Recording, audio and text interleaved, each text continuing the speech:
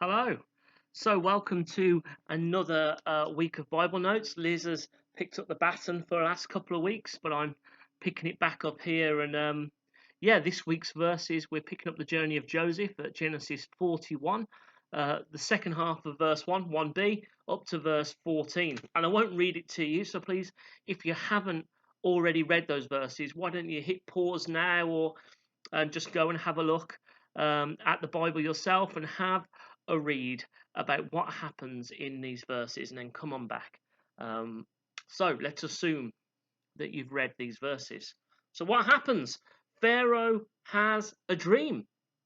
2 years have passed for Joseph since he helped the cupbearer and the baker, and he has just been getting on with things in his prison, dealing with the hand that's been dealt him, serving God and God's kingdom as best as he can do in prison.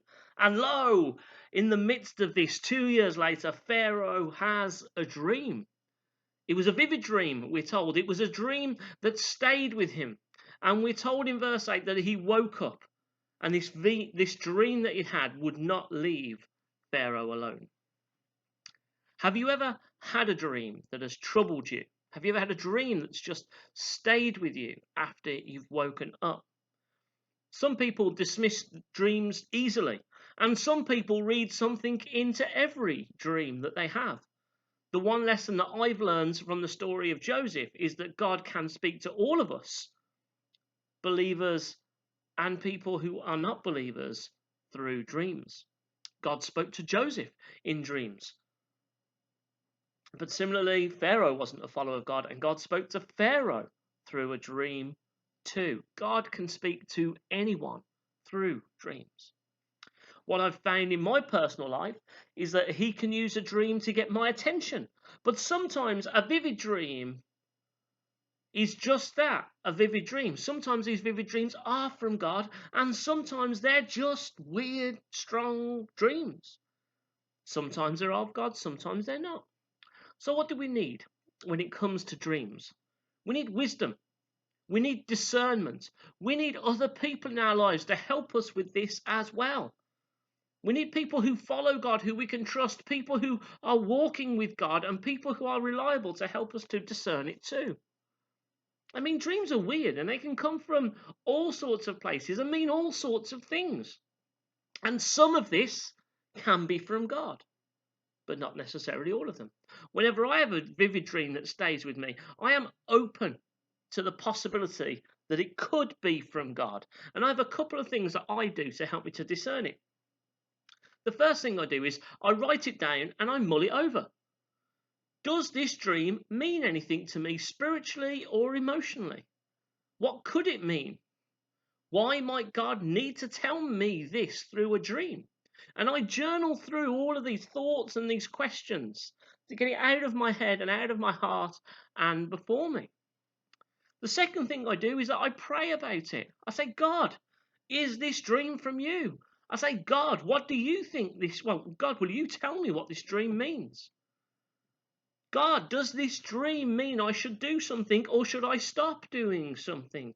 If so, what and why?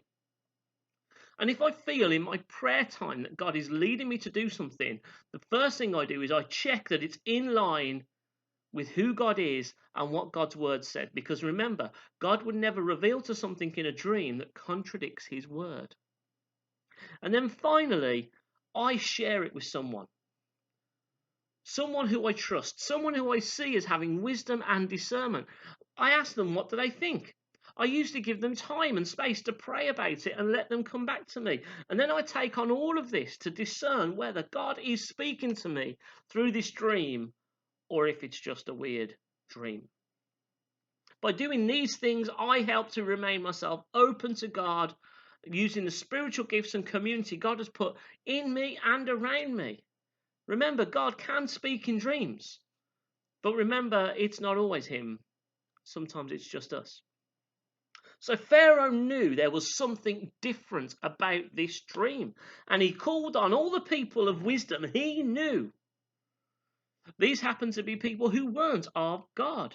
And so, of course, they couldn't interpret what God was saying because they don't know who God is to interpret what God was saying. And then the time to shine happens.